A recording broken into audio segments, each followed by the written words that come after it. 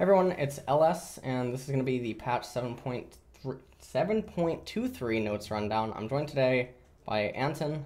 He was previously in another video with me on YouTube, so you might recognize him.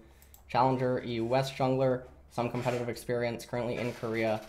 He's hitting Master Tier a few times here, and he's just going to be joining me for the rundown and talking about champions and some changes to them and giving his opinion. We're just going to discuss it amongst ourselves, so let's get right into it. We'll also be talking about Zoe.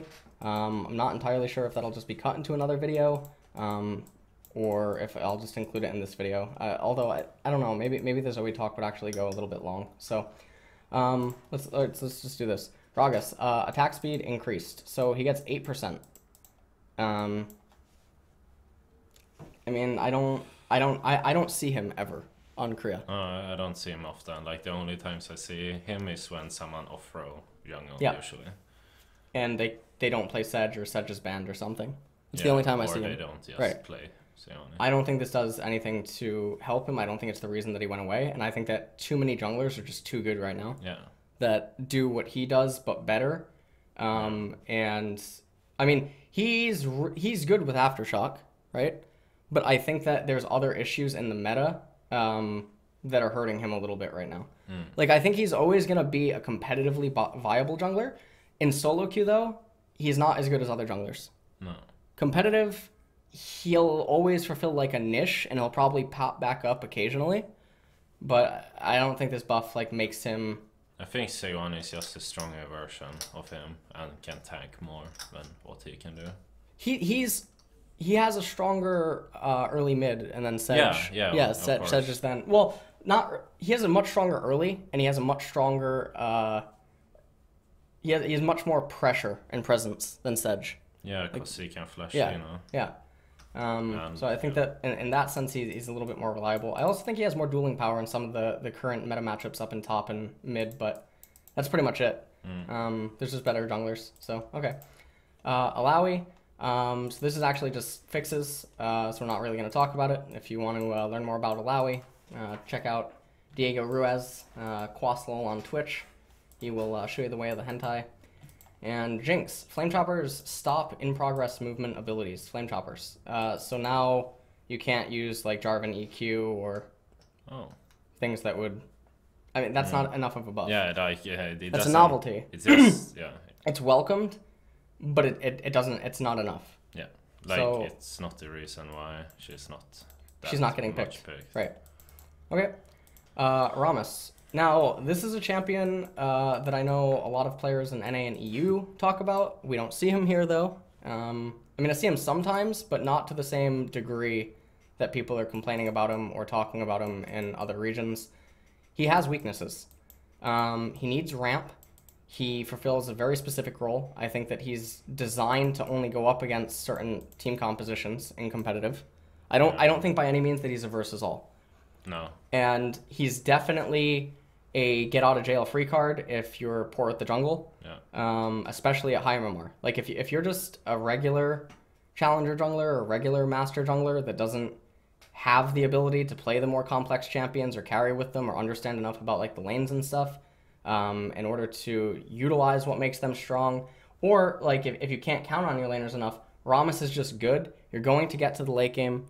People don't know how to work around him properly. And in that sense, he has a really strong, obnoxious early game. Yeah. And then his mid game is disgusting. If he gets ahead, he suffocates recovery. If he gets ahead, it's really hard to come back. Yeah, for the enemy. Yeah. Yeah. Especially if like they have multiple people that do, you know, auto attack based damage or AD and whatever. He loses 4 base armor. That's not going to shatter him. No. That's not doing anything. So I still think that he'll retain the same level of prevalence or presence in NA and EU. I don't really expect to see him in Korean solo queue. I think that he would only even be picked I mean, I don't like fully saying that. Like, I can understand him coming in. There are team compositions where he's like, wow, he's the nuts. Like, he's just really good here. And he can be picked. But it's so situational. Like, the stars have to align for that to happen. And then if that does, I think he's probably like an A+, S- jungler. But if that doesn't happen, then it's like, why aren't you playing Elise? Yeah. Why aren't you playing Lee Sin? Kindred, super popular right now. Yeah, Kindred is Kindred's really super nice. popular. That's pretty much it. Anything else? No, it's just that he's so strong when someone overextends, you know? Like, Yeah. without flash, like, he will just QE and they're dead almost. So, really nice control. Good engage late game too, if he has the flash available. Also, I think the, the new runes are also they're nice for him, you know? I think Aftershock is better for him than Card to the Colossus. Because he goes in to an opponent, he goes into a team fight late game, he flashes in, he taunts whoever he can who doesn't have QSS because they don't buy QSS because they're not betas, you know? And he taunts them, and then he gets all the resistances. And even though he already has a lot of resistance, it still helps, right? So I think in that sense, it's kind of good. Yeah, I think the new runes help him better than the old ones did. Yeah. Yeah. All right, Shyvana. So let's talk about this abomination. I don't see her. When I do see her, I let out a sigh of relief. Unless she's on my team. Yeah. This is she's a pub stomper. Solo queue, really strong in solo queue, primarily because vision control, pathing, interaction with laners is just not really present. You know, especially at lower MMRs, laners don't really know what's going on fully, and you can get away with power farming. She rewards power farming. She can get away with dragon sneaks, and she has incentive to go for dragon sneaks. Some of the new Keystone or some of the new runes actually really help her out. But in competitive, or it really like on Korea, we don't see her, and when we do, feels bad, man. Yeah, I mean, I see it a few times because they try him out and stuff. Yeah. But it was like better I mean, it's better than it was before, but it's not like I don't really be like, oh shit, they have Shyvana in their team. Right. Yeah. All right. Taliyah. Now this is sort of confusing. Health and armor growth stat. She's still getting picked. I don't know if she's not getting picked in NA or EU or something. So she gets a pretty decent chunk of HP added to her now at level 18. Right? It's like nothing to completely scoff at. And then she gets armor seals back at level 18 now. It sort of just doesn't make sense to me. I'm glad that change that you were telling me about Taliyah isn't in this patch. You know which one I'm talking about? Where you told me that the base cooldown on... Oh, yeah. Yeah, so that's not here. That would have been ridiculous. I think she's still completely fine. I think that, like, let the meta balance out. Let people get used to relearning how to play the lanes out. Let people get reused to figuring out, you know, how the junglers are rooting and pathing, the meta and stuff. And Taliyah's always going to come back. She has one of the best kits in the game. You can't ignore her kit. It's just too strong. You know, I talk about this on stream all the time.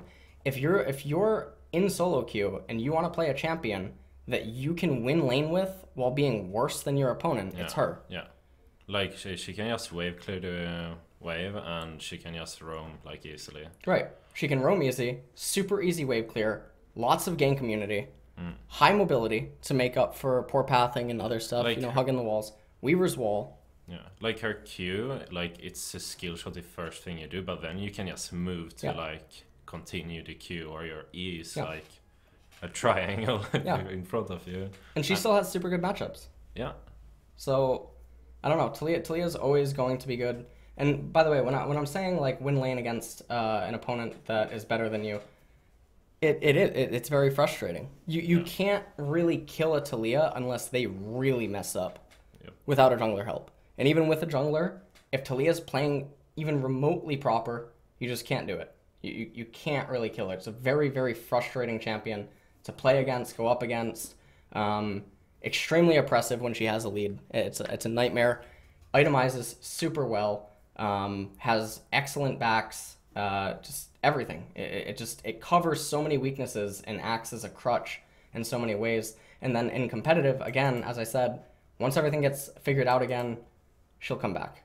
It's almost like any champion that has a really good kit. You see it all the time. So, all right.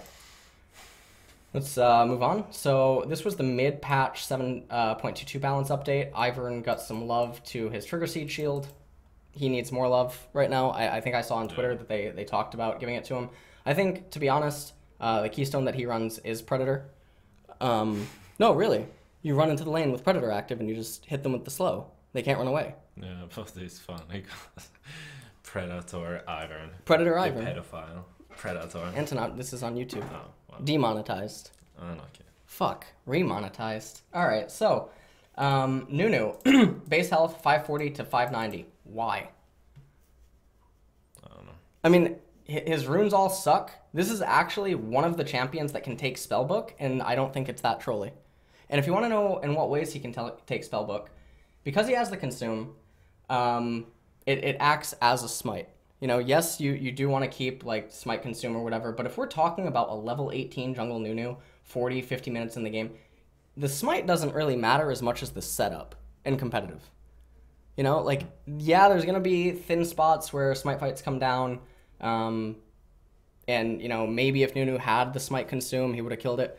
But, like, at that stage, maybe having the extra Exhaust or an Ignite for a certain champion for the Grievous Wounds and other stuff. Game? Yeah, super late game.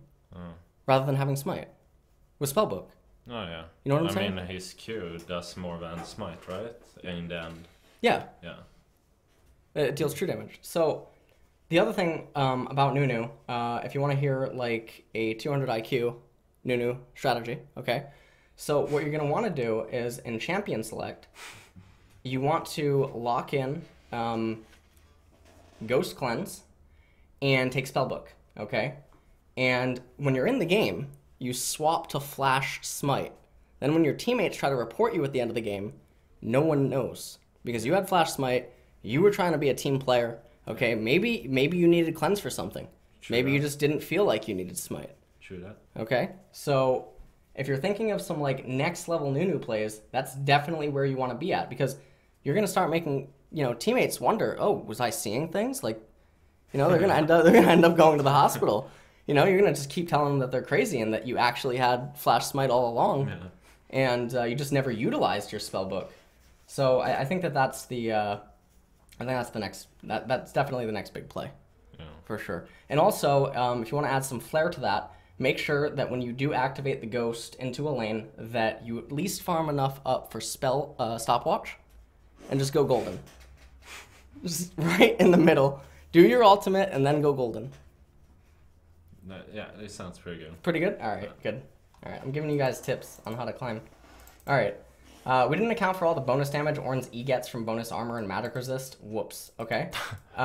So he actually gets 10 base added to both, and that just doesn't make sense to me. This really doesn't make any sense. You added 20 damage to his early game combo. Yeah. Why? But didn't they do I that thought in the last changes patch also? So he's in a really weird spot for me right now, where I think he's misunderstood. You know, in a lot of ways. I still think he has a lot of vulnerabilities, and that people don't abuse it yet because it's still so fresh and very limited experience with competitive games. But I think that's too much. I really do. With the new runes, he benefited so much. Yeah, I mean, he has got like 4 buffs now. Yeah. Has he even got 1 nerf? Like, this is one of the only champions that I've seen that hasn't got like a nerf since he came out almost, or a champion come out. Well, they've done that with a few champions. And remember, they're releasing Zoe to make up for the abomination that was him, you know, when they released him. So, all right, Sona. Sona's been having a blast on Runes Reforged. She's really strong. She genuinely is actually quite good right now, I think, at least in solo queue. Yeah. In competitive, she's probably a little bit weaker. But in solo queue, I actually think that Sona is in a pretty good spot right now. She's a lane builder, right? Like, with how she interact with her heal and her poke to both. And just the new runes, you know? Either going Airy or going Kleptomancy. It's just really, really good because she can ramp really quick. And it lets her be really, really useful. And even with the inspiration tree, the free boots, because Sona doesn't really get boots, so she gets even more ramp that other supports they don't have access to. So Sona basically gets a kill for free at 10 minutes. and then she gets extra MS that she already doesn't, you know, she doesn't really need. Yeah. All right, so let's go down here into runes. Summonary, sorcery keystone. So the base damage is nerfed from 20 to 60 to 15 to 40. I think this is really big. Yeah, it is. It's really This is big. not big. This is big. Like levels 1 through 5, Aerie is still doing the same thing for you. This is just, that's obnoxious. Yeah. Losing 20. So if you would proc Aerie 5 or 6 times or something in a team fight, you're losing a lot of value. Malzahar is, you know, he's having 40 damage stolen from him at level 18, just on his E. On his E alone, he's losing 40 damage now. That's really gross. Yeah. So in really extended team fights, you could even lose upwards of 200 damage. They bug fixed the adaptive. I mean, I don't know. I know a lot of people really like this keystone, right? It's very good in lane domination, but I also think that a part of that has to do with the fact that if you go all the way back to, was it season 5? Season 5, right? When the new masteries came out, Thunderlords and stuff. Yeah. Do you remember being here in Korea and playing when it came out? Like everyone, the games were all like 15 minutes. Right? I was never at the start of the season. Yeah. No, but you came in. I was like in the summer or something. No, you came in November, remember?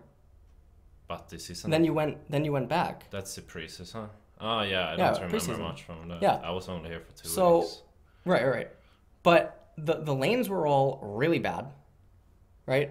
Everyone was overly aggressive, right? Everyone thought that it was so disgusting and all this other type of jazz. But it just had to do with, yes, there were some nerfs and balance changes needed, but people also needed to learn how to play out the new lanes and react to the new jungle clears and react to the new meta and stuff. And so taking a really heavy hit like this, I don't like that so soon. I think this is fair, though. That's fine. Yeah, that is fine. That's completely 20 fine. 20 late game is like pretty big. 20 late game, I think, is actually too big. I would have liked to have maybe seen that just be like 50. I think 10 would be more reasonable. 20, I think, is a little bit excessive. Anything else on Aerie? No. Okay. Predator. This is, I think, an undervalued keystone in its current state for a lot of reasons. There are just some junglers where you cannot escape their gank if they approach you with Predator. I think in competitive, that is disgusting. I think it makes laners have to play so much more respectful. I think junglers have to be so much more aware of like what the route is of the enemy jungler. What does the enemy jungler want with lanes? How do they want to play out the early game? What are the first, 1, 2, 3 clears, etc. So I don't like that. No, I mean, I do like the Keystone Predator. I don't like that people seem to be undervaluing it. Have you played with it yet? I played against it a lot. I don't play champions that benefits that much from it. Okay. Like, I can only see like Elise, but she gets so much from electric. No, she gets so much from electric. Yeah. Mobility boots already, so. But you could. This is, I think, honestly, Ivern's Keystone. I think Predator is Ivern's. Because I talked about this earlier. You put on Predator, you run in at them with trigger seed up. They can't escape. Yeah. It's not possible early. Yeah. It makes his level 3 gank on it inescapable. So, well, not level 3, but like post recall because he needs boots. But Ivern goes boots first often anyway because he goes Ionian. Really like the CDR that they gave to it. Obviously, there's other stuff that can go on here. I just like it. I think that it's not being tested or experimented with enough yet, and that's to be expected because the new runes have only been out for a limited amount of time. I guess there's some other champions you could take this on, like junglers that want to just get on you. Rammus. Rammus, yeah, Rammus. Yeah. But Aftershock is like so good. Yeah, but I guess the theory about him running. Kha'Zix could use it to gap close. How do you escape a Kha'Zix gank? Like in top lane, like imagine, you know what I'm talking about? Here, let me open up. You mean if he's blue side and enemy top lane is red side because it's so long? Yeah, something like that. Like here, I'll just. Rift Kit does not want to load for me right now. Yeah. All right. Okay. All right. So let me make sure this is in the video. So if we zoom in, right, and let me just grab a jungler, like that. Let's say this is a red team jungler, not blue. Although, actually, for clarity's sake, let me just grab the guy. All right. So let's say, well, we'll use both examples, right? So let's say that this is Kha'Zix and the enemy top laner is right here. This is pretty hard for Kha'Zix to approach, right? If this is warded, or even, you know, like if this is warded, Kha'Zix can't approach. Yeah. It's just not possible. Unless it's like level 6 or like his laner has some way to aid him in the approach. And if it's like Ornn or something who like trades in with E, then you can go. But if he doesn't E, like... Yeah, if your top laner can manipulate it to where they engage, a lot of junglers at that point could be argued that they can make it work. I think one of the unique things that Predator does for Kha'Zix here is suddenly this is actually, they can't escape. The speed is just too much. You know, you're going to get their summoner at the very least. Depending on like what champion it is. So I think because this is a legitimate concern, this has a lot of potency, I think, in competitive. Because if you're a top laner, you don't want to be forced to, you know, you're normally playing out the lane this way because the opponent's a Kha'Zix. Because you know, for the past few seasons, Kha'Zix can't approach from this angle, right? Even with like mobility boots, like this should still be enough to stop him, but now he's going to have like more ramp. He's going to have Moby boots maybe in some cases, tier 1, tier 2 boots, whatever. You can't escape him. I think this makes people play the lane out different, you know, when they're interacting with their jungler. And I think, you know, likewise, it makes this jungler have to be more cognizant of like where could Kha'Zix approach from if he has that mastery. Yeah, there's definitely going to be a trade-off, but like, let's say this is the blue side jungler and the lane is like right here or something. Kha'Zix, even with Blasting Plant, still... it's unrealistic he could approach, you know? But I think with Predator, if he comes over and he runs, you can catch him. Yeah. So I think that there's some uniqueness to the Keystone or the rune.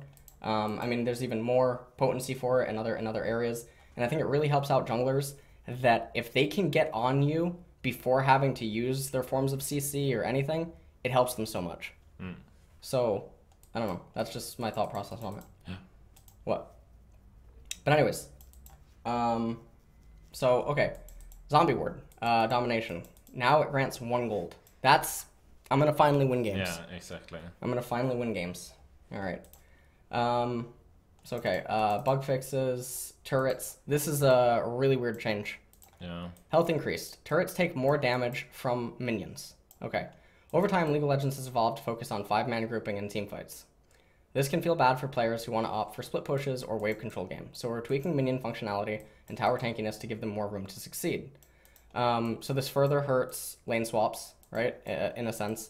Minions deal 50 to 40% reduced damage to turrets. After 20 minutes, minions gain 25 movement speed. This change will be enabled several days into the patch, so we can more accurately track its impact.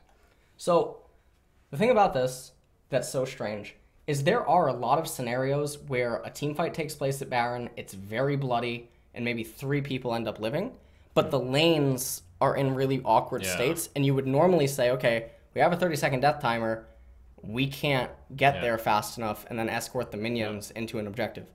This might change that in some situations. I know that I'm going to have to, I mean, it's not going to take much effort for most people, you know, that actively go out and try to learn it. But this will impact how some rotations in a macro play are assessed. Yeah, but when you have Baron, it will like be easier to close out games now, like with sieging and stuff. Yep. One shot all in, like, you know, 3 to 4 minion waves with multiple cannons or something, and if you win Baron, you might just be able to end. The speed of the minions is going to be so it's just strong. That, like, you know, when people can go and 4-man bot tower dive and stuff, like this might also in some situation not, like, you can't take the tower, you know, because it goes 300 extra HP. Like, that is some damage. Like, if they like are level 5 or whatever, and they just dive bot lane. One of the things that this is a huge buff for, though, is mid lane. Mid laners get buffed from this. So in competitive, right? if the bottom tier 1 turret falls for some reason at 6, 7, 8 minutes or something, right, because of a complete just clown fiesta or whatever, there's a lot of situations where it would be more correct, like if say it's like an ocean drake or a cloud drake, or it's just not a good dragon to capture, it would be more correct that rather than going up to top lane immediately because it's such an early game timer, you actually rotate into mid and you send your mid laner to handle a side wave.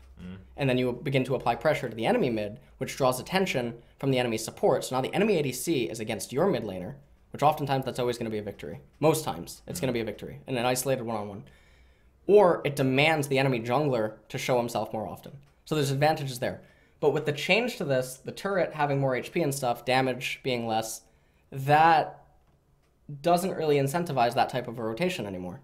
That sort of hinders it. The other thing is this is a buff to team compositions in competitive that value their mid-tier 1 turret being alive more than top or bottom tier 1. Right? I talk about like the triangle very often. People that, don't like, want to scale, right? Right. The scaling team composition. So I'll just open this up and like talk about it really quick, so people can understand.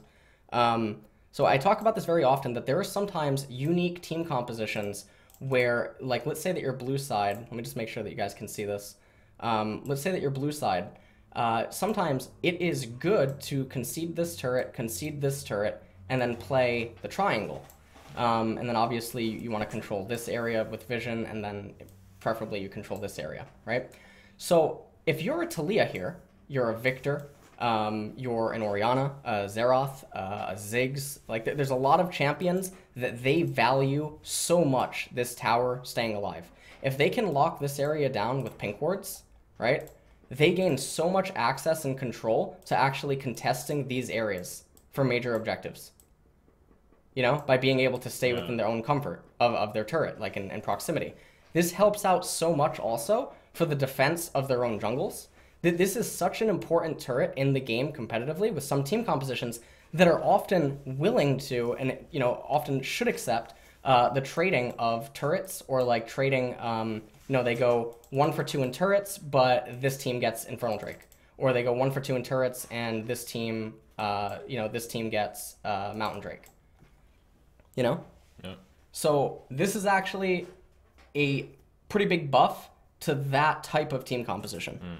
This is so big for that. That's really obnoxious. Yeah, it's weird buff, to be honest. It's an indirect buff. I think that it's but it's really important because those type of mid laners are the ones that exist. Malzahar loves that tower.